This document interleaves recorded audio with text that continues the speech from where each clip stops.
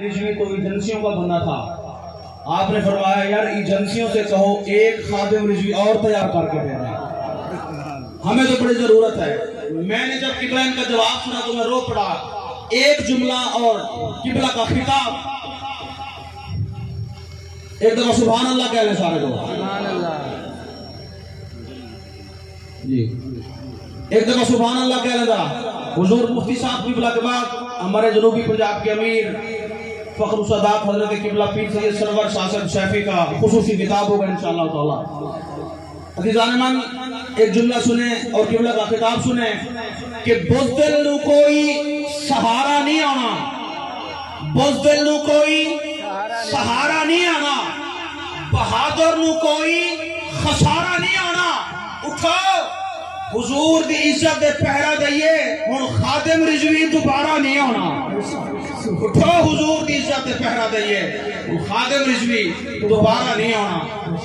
نعرہ تکبیر, نعرہ رسالت, نعرہ خلافت, نعرہ حیدری, تاجدار ختم نبوت. زندہ باد, زندہ باد. سرمایہ اہل سنت. بسم اللہ الرحمن الرحیم. الحمد للہ رب العالمین. الصلاة والسلام على رحمة للعالمين حبيبنا وحبيب رب العالمين خاتم الأنبياء والمرسلين إمام الأولين والآخرين سيد الرسل والنبيين سيدنا ومولانا ومأوانا وملجانا محمد وعلى آله الطيبين الطاهرين وعلى صحابته الصديقين الصادقين وعلى كل من تبعهم بإحسان إلى يوم الدين وبعد.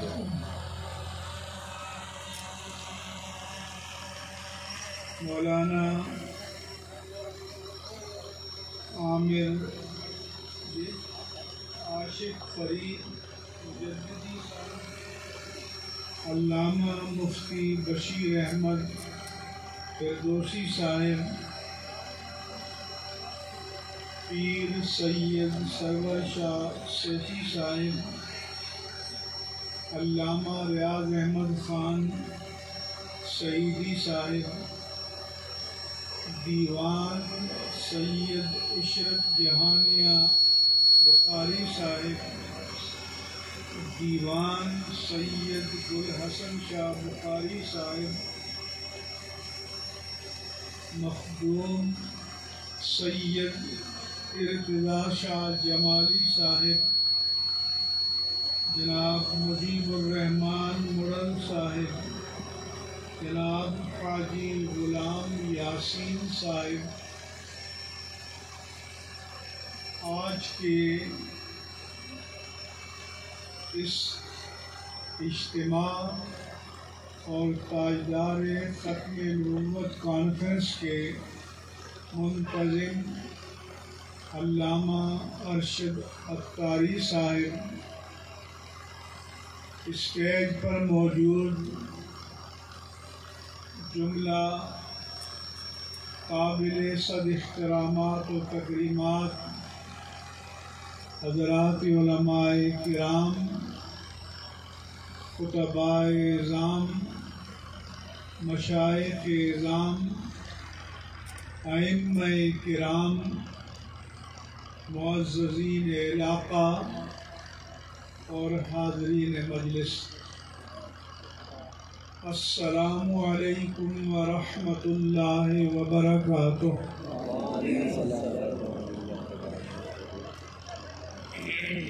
ماشاء اللہ آپ نے خوب پھیپڑوں کا زور لگایا اور نعرے لگائے۔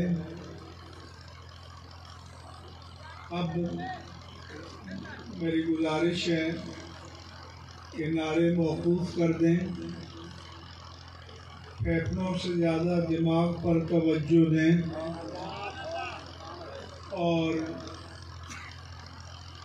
ختم نبوت کے حوالے سے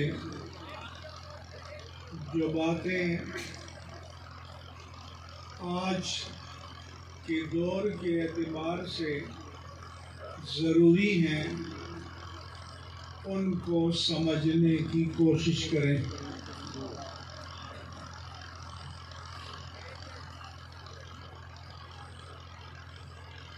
یہ بات آپ کو معلوم ہونی چاہیے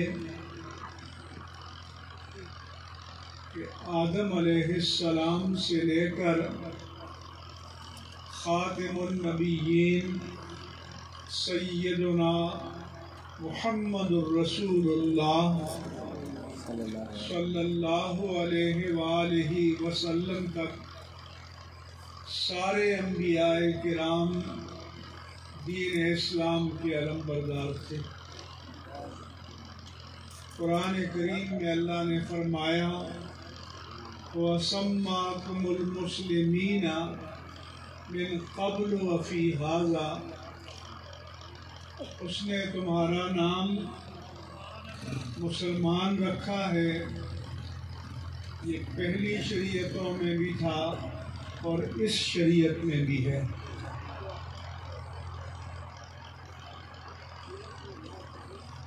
پھر جب انبیاء کرام آتے رہے، دین ایک تھا، عقائد ایک تھے، اصول ایک تھے، مگر رسولوں کی شریعتیں مختلف تھیں، تاآں کہ جب خاتم النبیین سیدنا محمد الرسول اللہ صلی اللہ علیہ وآلہ وسلم تشریف لائے تو آپ کی شریعت خاتم الشرائع، آپ کی کتاب خاتم الکتب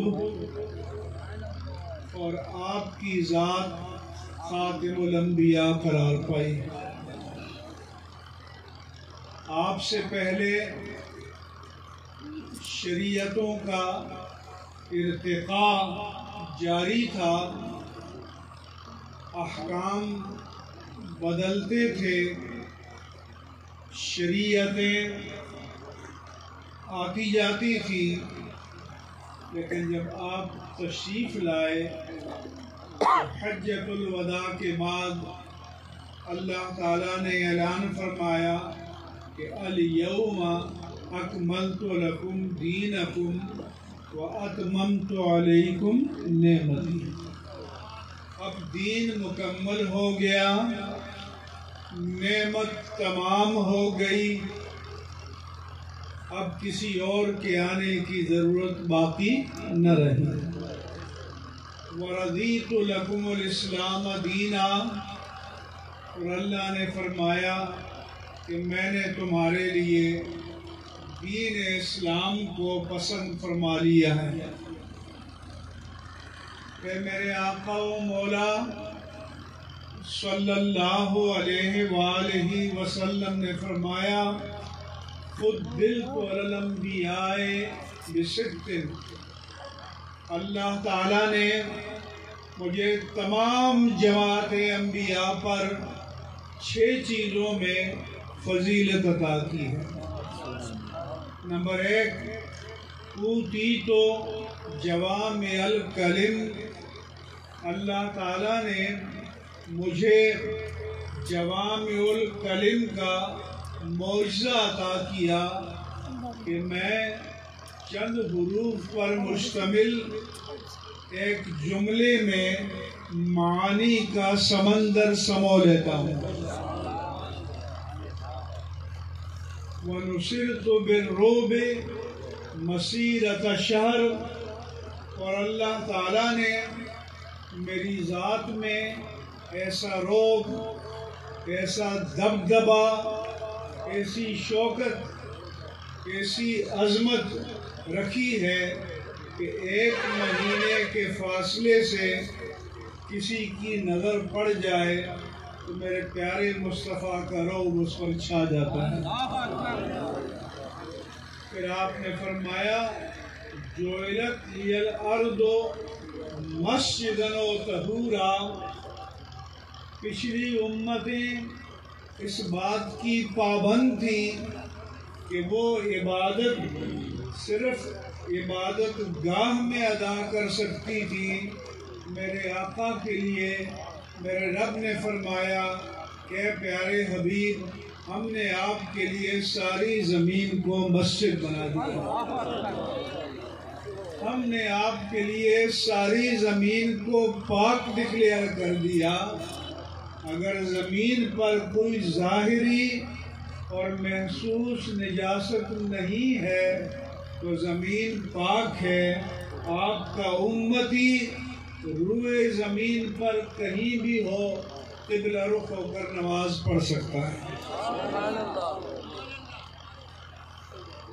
फिर आपने फरमाया उहिल्लत लियल गनाइम लम तुहिल्ला लिअहदिन क़ब्ली, अल्लाह ताला ने मेरे लिए, मेरी उम्मत के लिए गनीमत के माल को, सदक़ात के माल को हलाल कर दिया है। मुझसे पहले किसी उम्मत के लिए हलाल नहीं था। अगर उस उम्मत में कोई अल्लाह की राह में सदका देना चाहता तो खुले मैदान में माल को लाकर रख देता। अगर आसमान से आग आकर उसे जला डालती तो ये इस बात का सबूत था कि सदका अल्लाह की बारगाह में मकबूल हो गया। और अगर आसमान से आग आकर उसे न जलाती तो ये ऐलान होता कि वो सदका अल्लाह की बारगाह में रिजेक्ट हो गया, रद्द हो गया। और मुझे आप बताएं, जब कुर्बानी के दिन आते हैं तो लोग 10 लाख की कुर्बानियाँ, 20 लाख की कुर्बानियाँ लेकर सजाकर गलियों में फिरते हैं, मीडिया पर तशहीर करते हैं अपना नाम दिखाने के लिए। लेकिन किसी को पता है कि 25 लाख वाले की कबूल हुई या 10,000 वाले की कबूल हुई? तो अगर आज पिछली उम्मतों की तरह रिजल्ट फौरन डिक्लेयर हो जाता तो ये सब किसी को मुंह दिखाने के काबिल होते। तो ये दुआ करो कि ए अल्लाह, जिस तरह तेरी ज़ात करीमी ने अपने हबीब करीम के सदक़े में दुनिया में हमारे अबों पर पर्दा डाला, इसी तरह हमें हशर में भी दामान मुस्तफ़ा में पनाह अता फरमा, और अहले महशर के दरमियान रुसवा न फरमा। फिर अल्लाह के रसूल ने फरमाया कि कानन नबियो युबसु इला कौमिही खासा व उर्सिलतु इलल खल्क़ काफ़ा, मुझसे पहले कोई नबी किसी ख़ास इलाक़े के लिए आता, किसी ख़ास ज़माने के लिए आता, किसी ख़ास कौम के लिए आता, किसी ख़ास बस्ती के लिए आता, लेकिन अल्लाह ताला ने मुझे तमाम मखलूक के लिए रसूल बनाकर भेजा। मेरी नबुव्वत सिर्फ इंसानों के लिए नहीं, सारे आलम इंसानियत के लिए, मलाइक के लिए, حیوانات کے لیے، جنات کے لیے، وحوش و طیور کے لیے، پوری کائنات کے لیے ہے اور قیامت تک کے لیے ہے۔ پھر آپ نے فرمایا کہ ختم بالنبیون، اللہ تعالیٰ نے میری ذات پر نبوت کے سلسلے کو ختم کر دیا۔ قد انقطعت النبوۃ والرسالہ، مجھ پر آ کر نبوت اور رسالت کا سلسلہ منقطع ہو گیا، اب قیامت تک رسالت میری جاری رہے گی، قیامت تک حکومت قرآن کی جاری رہے گی، اور قیامت تک نبوت میرے آقا کی جاری رہے گی۔ اب کسی اور نبی کے آنے کا کوئی امکان باقی نہیں ہے۔ اس لیے قرآن میں فائنل ڈکلیریشن جاری ہوا کہ ما کان محمد ابا احد من رجالکم ولکن رسول اللہ وخاتم النبیین، کہ محمد صلی اللہ علیہ وسلم تم میں سے کسی مرد کے باپ نہیں ہیں، لیکن وہ اللہ کے رسول اور آخری نبی ہیں۔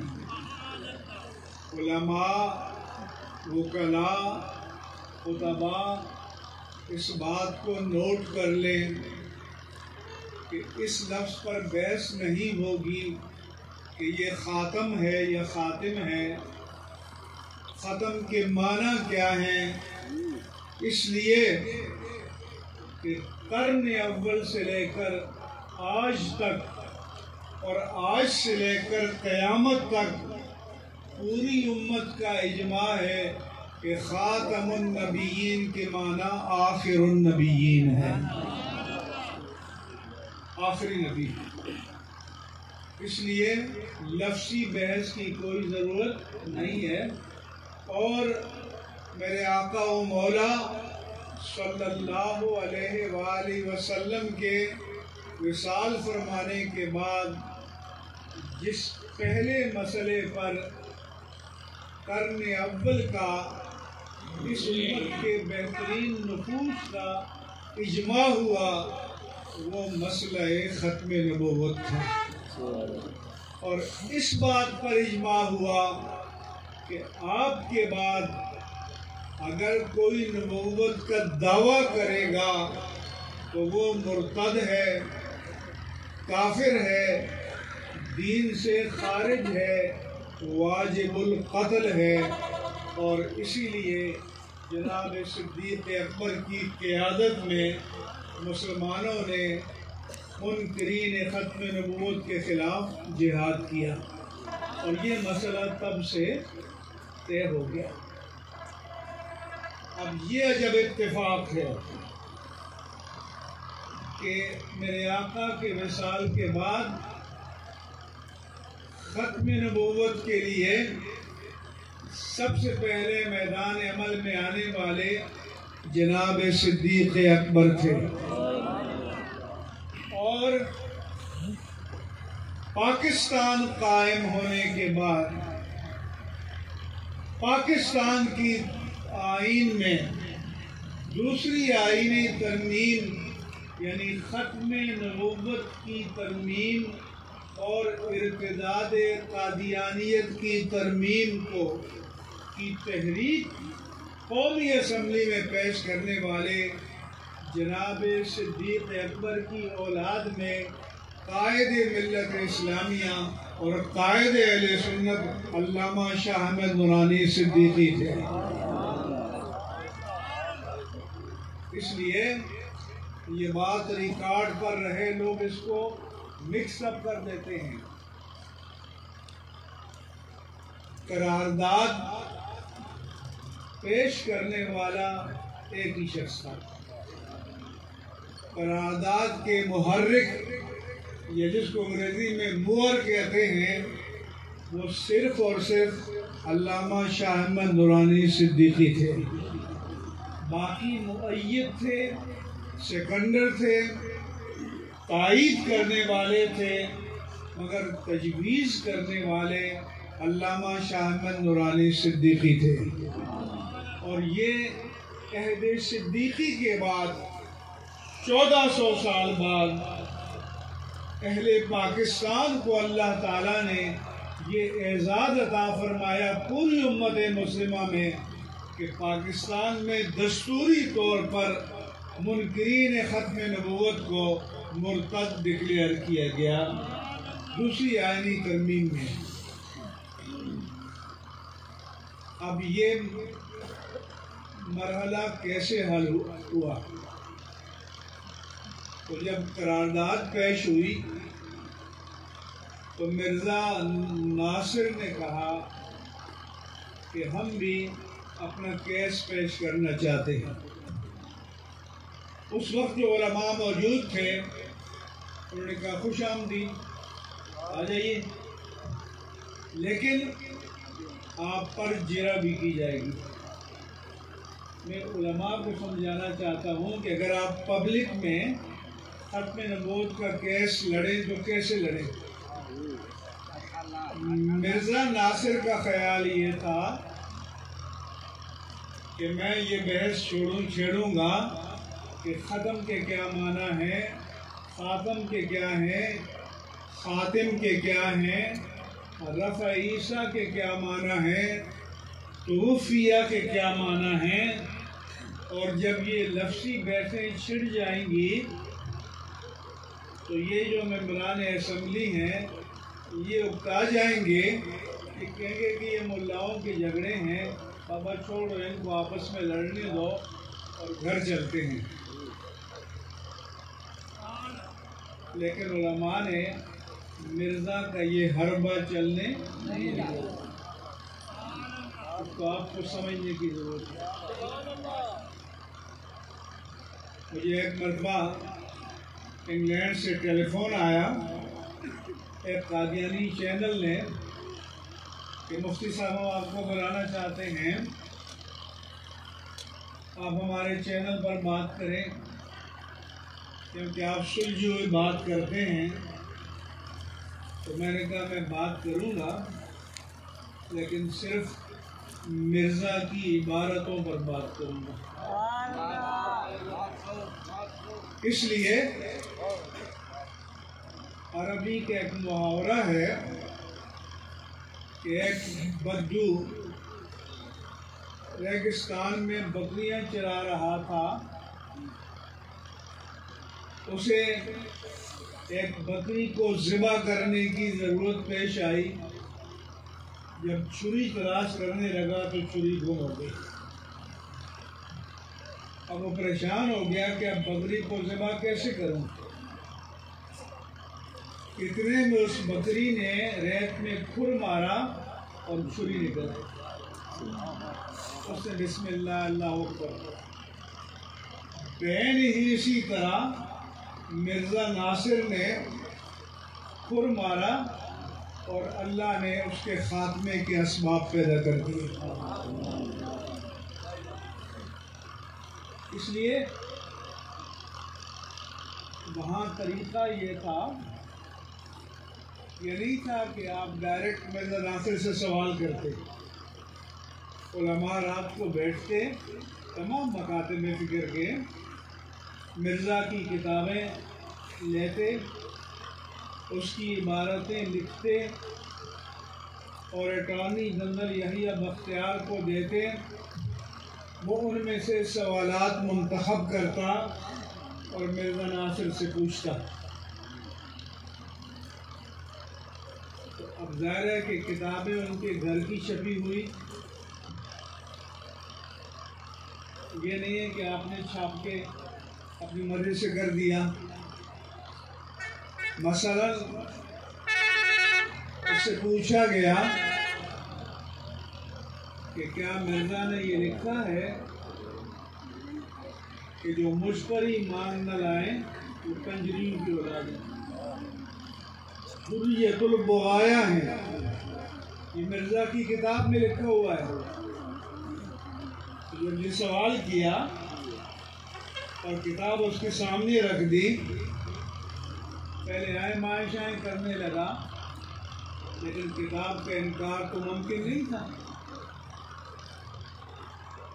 اب کیونکہ بھٹو تو سوفیزم کے نعرے پر آئے تھے، لیکن اب جو لوگ ممبران اسمبلی تھے ان کے پاس دو راستے تھے، یا تو اپنے بارے میں مرزا کا فتویٰ مان لیں یا یہ فیصلہ کر لیں کہ مرزا کنجری کی اولاد ہے۔ اسی طرح اس سے پوچھا گیا کہ کیا مرزا نے کہا ہے کہ مجھ پر ایمان نہ لانے والے کافر ہیں؟ تو پہلے کہا یہ اس طرح ہی کافر ہے، یہ فلاں کافر ہے، یہ یوں ہے، یہ سیاسی ہے۔ آخر کار اس کو ماننا پڑا کہ مرزا نے کہا ہے کہ جو مجھ پر ایمان نہ لائے وہ کافر ہے۔ اور قائد اعظم کا جب جنازہ پڑھا جا رہا تھا تو ظفر اللہ چودھری اس وقت وزیر خارجہ تھا قادیانی، اس سائڈ پہ کھڑا ہو گیا، اس سے پوچھا کہ تم نے بانی پاکستان کا جنازہ نہیں پڑھا؟ اس نے کہا تم جو سمجھ لو کہ ایک مسلمان نے کافر کا جنازہ نہیں پڑھا یا ایک کافر نے مسلمان کا جنازہ نہیں پڑھا۔ اب اسمبلی کے پاس دو راستے تھے، یا اپنے بارے میں مرزا کا فتویٰ مانے یا سب مل کر فتویٰ دیں کہ مرزا مرتد ہے۔ ساری یہ باتیں اس لیے میں کہتا ہوں کہ ہر عالم کے پاس اسمبلی کی کارروائی کی کتاب ہونی چاہیے۔ جب آپ اس پیٹرن پر عام پڑھے لکھے لوگوں کے سامنے، بار کونسل کے سامنے، بار ایسوسیشن کے سامنے کیس پیش کریں گے تو ہر ایک کو اچھی طرح سمجھ میں آ جائے گا۔ چنانچہ دوسری آئینی ترمیم پاس ہوئی، قادیانیوں کو مرتد قرار دیا گیا۔ اب میں بتانا چاہتا ہوں کہ قادیانی پاکستان کے خلاف پروپیگنڈا کرتے ہیں کہ ہماری جان محفوظ نہیں ہے پاکستان میں۔ اس بنیاد پر باہر جا کر اسائلم لیتے ہیں۔ جرمنی ان کا مرکز، برطانیہ ان کا مرکز۔ اگر عمران خان ٹرمپ سے ملنے جاتے ہیں تو اس سے پہلے وہ قادیانیوں کے نمائندے سے ملتا ہے۔ یہ ریکارڈ پر ہے پورے یورپ میں ان کے مراکز۔ تو میں بتانا چاہتا ہوں کہ شریعت اسلامیہ 5 گارنٹیز دیتی ہے۔ مقاصد شریعہ 5 ہیں۔ ایک، حفاظت علی النفس، پروٹیکشن آف لائف، جان کی ضمانت۔ اور یہاں جان مسلم نہیں ہے، انسانی جان کی ضمانت۔ من قتل نفسا بغیر نفس او فساد فی الارض فکانما قتل الناس جميعا، کہ جو کسی جان کو، جان مسلم نہیں انسانی جان کو قصاص کے بغیر یا فساد فی الارض کی جرم کے بغیر قتل کرے گا تو گویا اس نے پوری انسانیت کو قتل کیا۔ تو پہلا جھوٹ ان کا یہ ہے باہر جا کر کہ پاکستان میں مسلمانوں کی جان، غیر مسلم کی جان محفوظ نہیں ہے۔ کیا پاکستان میں کرسچن رہتے ہیں نہیں رہتے؟ سکھ رہتے ہیں نہیں رہتے؟ ہندو رہتے ہیں یا نہیں؟ پارسی رہتے ہیں یا نہیں؟ ہر مذہب کے ماننے والے رہتے ہیں۔ کسی کی جان غیر محفوظ ہے؟ تو یہ جھوٹ بولتے ہیں۔ دوسرا بتایا کہ حفاظہ علی الدین، دین کا تحفظ، لہذا دین پر حملے کی اجازت نہیں دی جائے گی۔ تیسرا ہے حفاظت علی المال، پروٹیکشن آف پراپرٹی۔ چوتھا ہے حفاظت علی الارض، پروٹیکشن آف آنر، آبرو کی حفاظت۔ آج ایک دوسرے کو گالیاں دے رہے ہیں نا، اگر پاکستان کے نظام میں،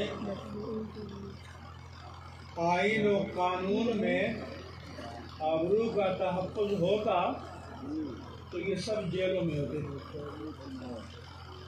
کیونکہ یہ تحفظ تو اسلام دیتا ہے، یہ تحفظ تو دین دیتا ہے، اور حفاظت علی العقل، عقل کی حفاظت۔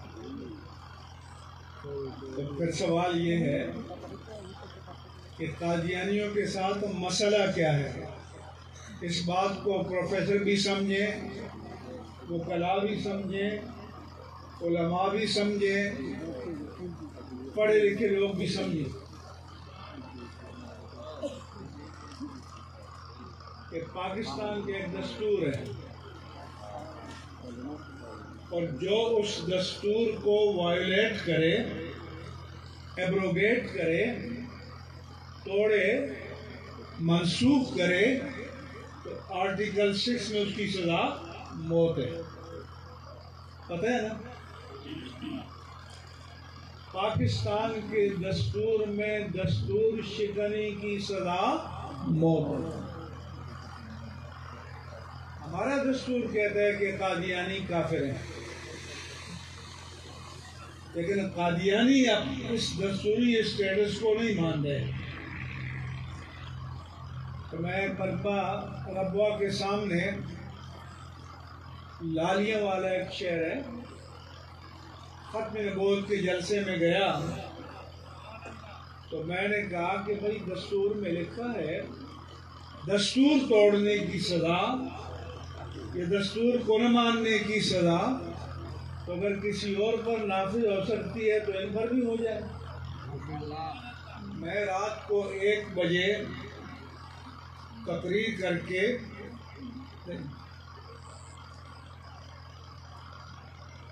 بائی روڈ لاہور آیا، لاہور سے میں بائی ایئر کراچی پہنچا، ایئرپورٹ پر پہنچا تو مجھے ایسوسیٹڈ فرانس پریس کا فون آیا پیرس سے کہ آپ نے قادیانیوں کو واجب القتل کہا ہے۔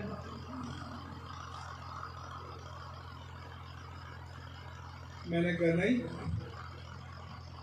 کہنے لگے آپ کس نے بتایا؟ کہنے لگے آپ نے رات کا اندازہ لگایا آپ ان کی روابط کا کہ رات کو 1 بجے تقریر ہوتی ہے وہاں، اور فوراً یورپ، امریکہ ہر جگہ پہنچ جاتی ہے۔ میں نے کہا میں نے تو یہ کہا ہے کہ ہمارے دستور میں دستور شکنی اور دستور نہ ماننے کی سزا موت ہے، تو اگر کسی اور دستور شکن پر یہ سزا نافذ ہو سکتی ہے تو ان پر کیوں نہیں ہو سکتی؟ تو میں نے کہا اگر آپ کے دستور میں دستور شکنی کی کوئی سزا ہو تو آپ اس کو نافذ کریں گے یا نہیں کریں گے؟ تو ہم نے کہا اگر آپ پاکستان کے شہری کی حیثیت سے رہنا چاہتے ہیں تو دستور کو مانو، دستوری اسٹیٹس کو مانو۔ کیوں؟ کرسچین اپنے نام سے پہچانا، جگہ ڈیوڈ ہے، جیکب ہے، ہینری ہے، ہیری ہے۔ ہندو اپنے نام سے پہچانا جائے گا، سکھ اپنے نام سے پہچانا جائے گا، پارسی اپنے نام سے پہچانا جائے گا، لیکن یہ نام تو مسلمانوں جیسے رکھتے ہیں۔ ان کی عبادت گاہیں الگ ہیں، چرچ ہے، ٹیمپل ہے، سینیگاگ ہے، مندر ہے، گردوارہ ہے، آتش کدا ہے، یہ بھی اپنی عبادت گاہ کا کوئی نام رکھ لیں، لیکن مسجد مسلمانوں کا شعار ہے، اس کی اجازت نہیں دی جا سکتی۔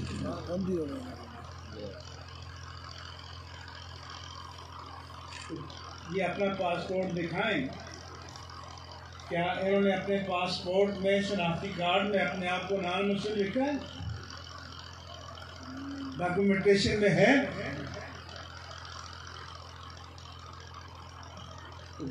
ہم کہتے ہیں کہ پاکستان کے دستور کو مان کر رہو، لا ابائڈنگ سٹیزن بن کر رہو۔ ہم اگر ویزا لے کر یو کے یا امریکہ جاتے ہیں تو ان کا قانون ہم پر لاگو ہوتا ہے۔ یہ پاکستان کے شہری بن کر رہنا چاہتے ہیں تو کیا پاکستان کا دستور ان پر لاگو ہوگا یا نہیں ہوگا؟ ہونا چاہیے یا نہیں؟ ہمارا سوال، مسئلہ یہ ہے کہ یہ دستور کو نہیں مانتے۔ دستور کو مانے تو جھگڑا کوئی نہیں ہے، جیسے اور غیر مسلموں کو جان کا، مال کا، آبرو کا تحفظ ہے، ان کو بھی حاصل ہوگا۔ لیکن اگر یہ دستور کے باغی بنتے ہیں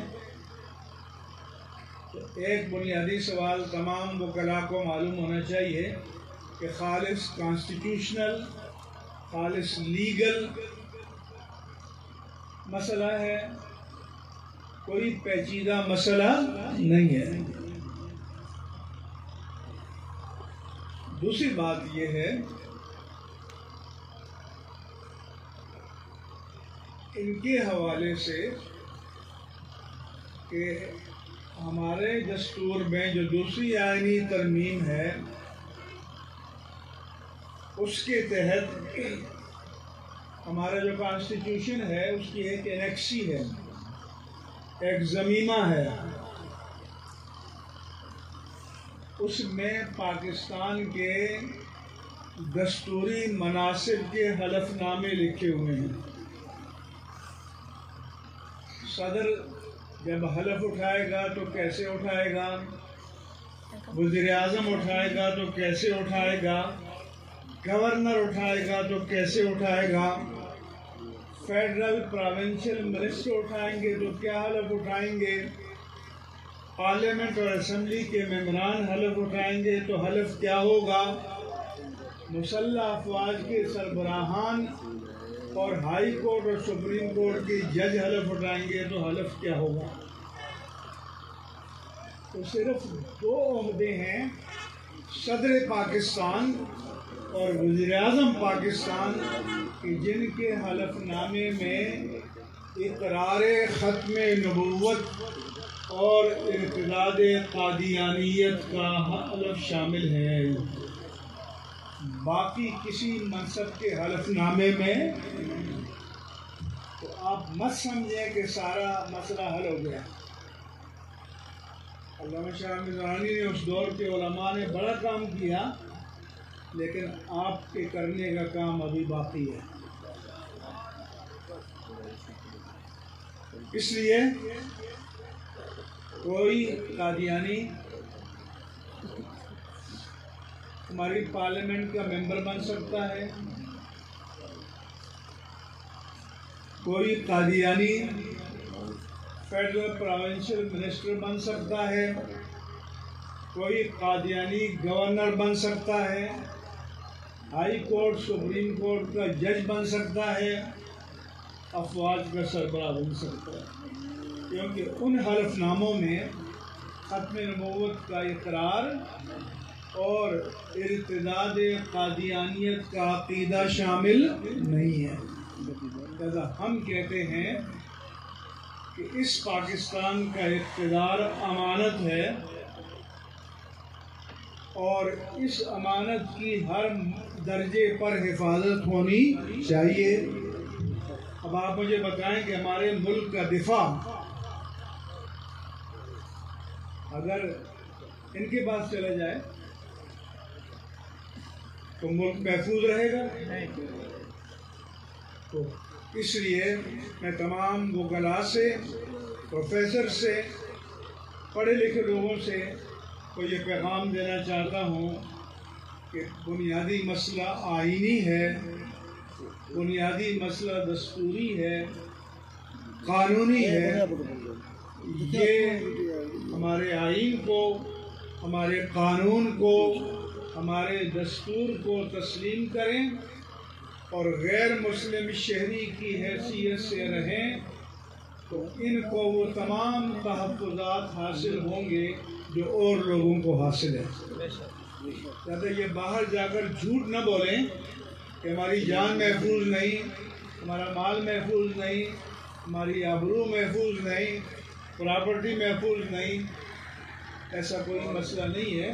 مسئلہ یہ ہے کہ ان کے حقوق متاثر نہیں ہیں، اصل میں 22 کروڑ مسلمانوں کے حقوق متاثر ہیں۔ تاجدار ختم نبوت زندہ باد زندہ باد۔ اس لیے آپ علماء، آپ وکلاء، آپ سارے پڑھے لکھے لوگ دل پر ہاتھ رکھ کر یہ فیصلہ کریں کہ جو کچھ میں بیان کر رہا ہوں آیا یہ آئینی، قانونی اور مسلمہ عالمی اقدار کے اعتبار سے درست ہیں یا نہیں ہیں۔ اگر کوئی امریکہ کی شہریت حاصل کرتا ہے تو اس سے حلف لیا جاتا ہے کہ اگر امریکہ کے دفاع کے لیے مجھے اپنے سابق وطن کے خلاف جنگ کرنی پڑی تو کروں گا۔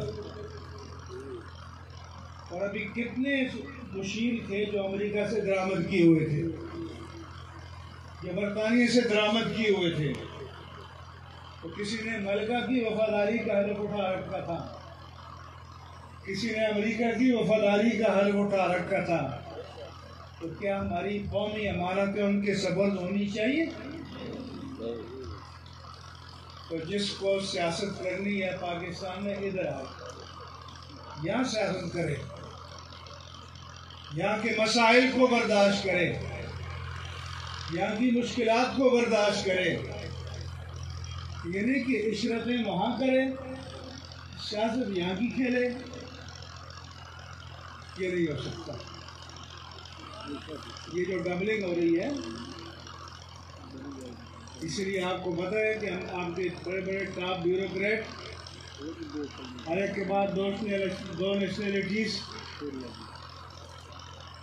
تو انڈیا میں یہ نہیں ہو سکتا۔ انڈیا میں جو امریکن نیشنلٹی اختیار کرے گا یا برٹش نیشنلٹی اختیار کرے گا اس کو انڈین نیشنلٹی نہیں ملے گی، بلکہ وہ انڈیا میں پراپرٹی بھی نہیں خرید سکے گا۔ ایک غیر ملکی کی حیثیت سے سرمایہ کاری کر سکے گا لیکن پراپرٹی نہیں خرید سکے گا، اور ہمارا چاہے تو پورے کو پورا خرید لے۔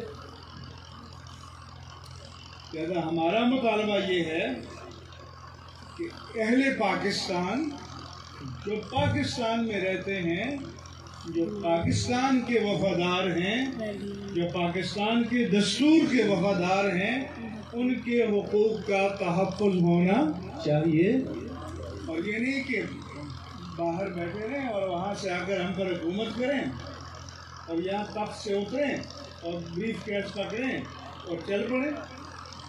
آج شوکت عزیز پاکستان میں ہے، بولو۔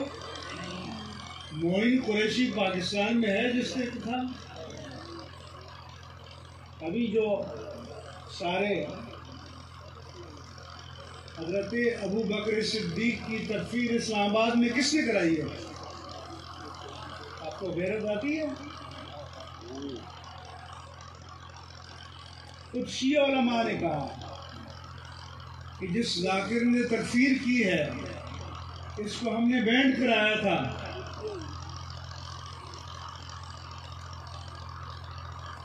پھر تم نے پابندی اٹھائی، 3 جو ان کے بڑے علماء ہیں، یہ آن دا ریکارڈ ہے کہ کراچی کی ریلی میں نے کہا تھا، اور تم نے یہاں اس کی مجلس کرائی اور تم نے دوسرے علاقوں سے بسوں میں بھر کر تم سامعین لائے اور ہم نے FIR کٹوائی اور تم سب اسے ایئرپورٹ لے گئے اور سیدھا برطانیہ پہنچا دیا۔ یہ زلفی بخاری کے لیے کہا۔ تو کیا ایسے لوگوں کو آ کر ہم پر حکومت کرنی چاہیے؟ تو یہ ہماری دینی اور ملی غیرت کا مسئلہ ہے، ہماری قومی، ملی اور دینی امانتوں کی حفاظتوں کا مسئلہ ہے۔ لہذا ہمارے ہاں چونکہ واحدانہ کلچر ہے، چٹکلے لطیفے، اس پر آپ خوش بھی بہت ہوتے ہیں، لیکن ایشوز کو سمجھا کریں، قوم کو سمجھایا کریں۔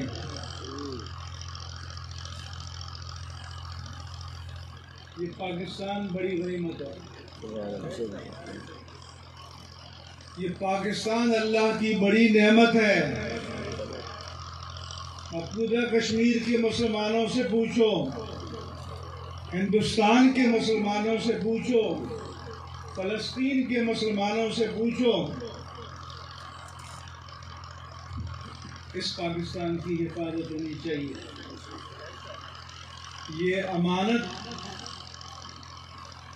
امین لوگوں کے ہاتھ میں ہونی چاہیے۔ اگر ہم غافل رہے تو آدھا پاکستان ٹوٹ چکا ہے۔ اس لیے میں نے ایک مرتبہ کہا تھا کہ ہم نے قائد اعظم کو خراج عقیدت پیش کرنے کے لیے جناح روڈ پر بہت بڑا ان کا مقبرہ بنایا، ٹوم، اس پر ماربل لگایا ہے، چائنا سے منگوا کر 5000 کلو واٹ کے بلب بھی لگے ہوئے ہیں، پارک بھی بنا ہوا ہے، لیکن قائد اعظم کے بنائے ہوئے پاکستان کو توڑ دیا۔ کیا قائد اعظم کی روح خوش ہوگی؟ یہ مقبرہ تم بناتے یا نہ بناتے، قائد اعظم کے بنائے ہوئے پاکستان کو بچاتے۔ میں ایک مرتبہ صدام حسین کا زمانہ تھا، ہم ایک دورے پر گئے، ہمیں وہ کربلائے معلیٰ لے گئے، نجف اشرف لے گئے، سامرہ لے گئے۔ کربلائے معلیٰ میں مزار پر انہوں نے کہا کہ اتنے ٹن سونا لگ گیا ہے۔ امام علی مقام حسین رضی اللہ عنہ کو خراج عقیدت پیش کرنے کے لیے امیر المومنین علی المرتضیٰ کرم اللہ تعالی وجہہ کو خراج عقیدت پیش کرنے کے لیے میں نے کہا کیا انہوں نے اپنی جان اس 5-10 ٹن سونے کے لیے قربان کی تھی؟ جس دین کی حرمت کے لیے انہوں نے قربانی دی تھی، کیا وہ دین صحیح شکل میں آج اس سرزمین پر نافذ ہے؟ اس لیے ہم علامتوں کے پیچھے چلتے ہیں، حقیقت کو چھوڑ دیتے ہیں۔ علماء کی ذمہ داری ہے کہ حقائق کو سمجھیں، اور یہ بھی سن لیں کیونکہ گزشتہ 2-3 عشروں سے آپ ناخواں اور قوال پال رہے ہیں، تو جاؤ ان کے بنگلے دیکھو، لیکن جب ناموس مصطفیٰ کا مسئلہ آتا ہے تو پہلی قطار میں نظر آتے ہیں کہ جن پیروں کے قدموں میں نظرانے نشاور کرتے ہو پہلی قطار میں نظر آتے ہیں۔ تو پھر محبت رسول کا معیار کیا ہے؟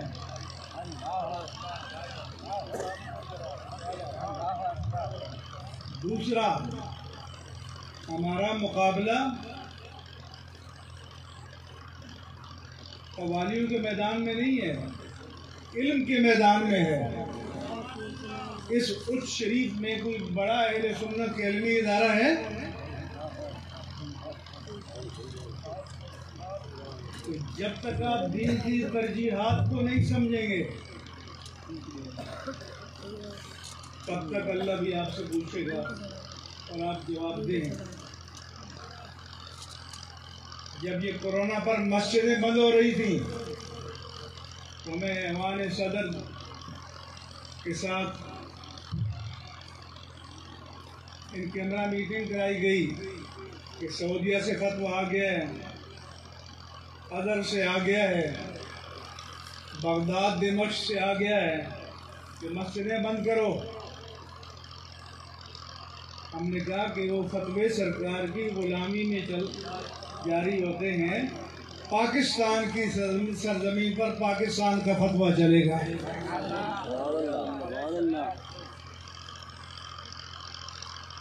تو روئے زمین پر حرمین طیبین سمیت اگر مسجدیں کھلی رہیں تو پاکستان کی مسجدیں کھلی.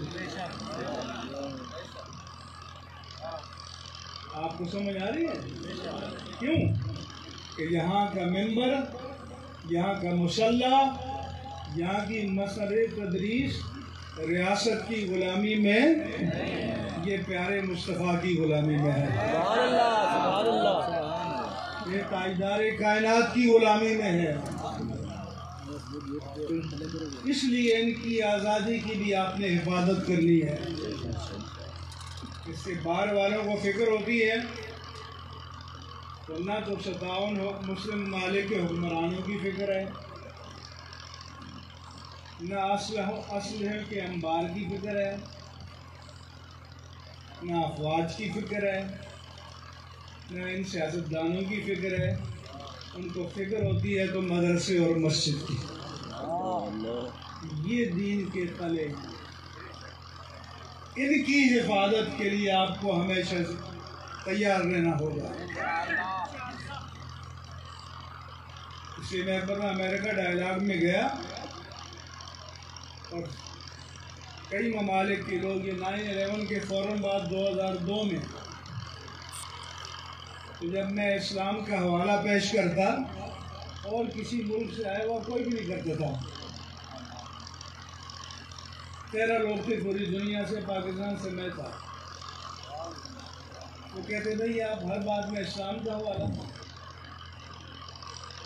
میں نے کہا کہ ایک کلین شیو جامع ازہر میں خطبہ دے سکتا ہے، جامع دمشق میں دے سکتا ہے، جامع بغداد میں دے سکتا ہے، ترکی میں عالم عرب میں دے سکتا ہے، لیکن میرے پاکستان کے ایک گاؤں کی چھوٹی مسجد میں بھی نہیں دے سکتا. دے سکتے ہیں؟ تو امام مصلی پر اور ممبر پر متشرع ہونا چاہیے اور پیر فارغ ہونا چاہیے.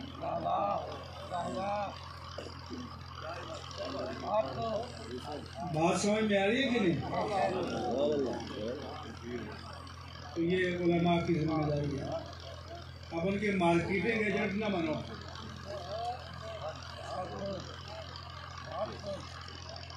اللہ کے لائے ہوئے دین اور اللہ کے رائے ہوئے رسول کے لائے ہوئے پاکیزہ نظام مصطفیٰ کے ایجنٹ بنو. ابھی میں چند دن پہلے اسلامی یونیورسٹی بہاولپور آیا تھا. ہم نے ایک بڑا خطبہ کا تربیتی کورس رکھا تھا. تو میں نے کہا کہ میں نے ایک روٹین بناتے نا اشتہار، ان سے پوچھا کہ آپ کی سائنس کیا ہے، آپ اپنی پروڈکٹ کو کیسے بیچتے ہو، جس کے لیے وہ امریکہ سے یورپ سے MBA مارکیٹنگ کی ڈگریاں لے کر آتے ہیں. انہوں نے کہا کہ ہم جو ایڈ بناتے ہیں وہ یہ نہیں کہتے کہ یہ چیز خرید لو اللہ بھلا کرے گا. جیسے چوک میں بچے جو ہیں وہ کتابیں یا کنگھیاں لیے کھڑے ہوتے ہیں. ہم یہ باور کراتے ہیں کہ بابا اگر تم نے اس پروڈکٹ کو نہیں خریدا تو تمہارا نقصان ہوگا، خسارے میں رہ جاؤ گے. تو پھر ہم اسلام کی، میں نے کہا، مارکیٹنگ ایجنٹ ہیں. کیا ہم نے آج کی اس دنیا کو باور کرایا ہے کہ اگر تم اسلام کو بائی نہیں کرو گے تو تم خسارے میں رہو گے؟ پھر ہمیں اپنے اندر بھی جاننا ہوگا، اپنا بھی جائزہ لینا ہوگا. اللہ نے قرآن میں فرمایا بل الانسان علی نفسہ بصیرہ ولو القی معاذیرہ، بلکہ انسان اپنے باطن کے بارے میں جتنا خود آگاہ ہے اور کوئی بھی نہیں ہے، وہ کتنی ہی عذر تراشتا رہے. لیکن یہ ہمارے اہل سنت کی، وہ کہتے ہیں، مت ماری گئی. کیا ڈیو پروسیس کے بغیر صدر کا بیٹا صدر بن سکتا ہے؟ کیا ڈیو پروسیس کے بغیر وزیر اعظم کا بیٹا وزیر اعظم بن سکتا ہے؟ جنرل کا بیٹا جنرل بن سکتا ہے؟ جج کا بیٹا جج بن سکتا ہے؟ تو ہر منصب کے لیے کوالیفیکیشن چاہیے. آج تو پیون کے لیے بھی کوالیفیکیشن چاہیے، کلرک کے لیے بھی چاہیے، نہیں چاہیے تو پیر کے لیے بھی چاہیے.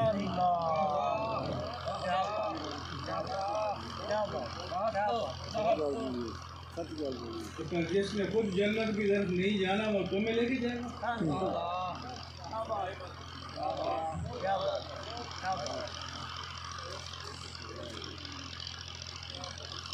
یہی وجہ ہے کہ یہ جو مجذوب لوگ ہیں، اسٹیج والے بھی اور سامنے والے بھی، 5 مرلے کا پلاٹ لینا ہو تو ایک بندہ بھی کھڑے ہو کر نہیں کہہ سکتا کہ میں پہلے اسٹیٹ ایجنٹ کی دکان پہ ڈھیر ہو گیا تھا. 25 دکانوں پہ جائے گا، 25 ماہرین سے پوچھے گا اس کی مارکیٹ ویلیو کیا ہے، اس کا ریٹرن کیا ملے گا. تو 5 مرلے کا پلاٹ لینا ہو تو 25 ماہرین سے پوچھو، اور جنت میں محل لینا ہو تو کسی سے نہ پوچھو.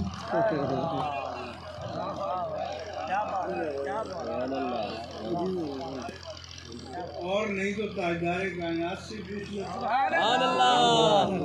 تاجدار ختم نبوتی سے پوچھ لو.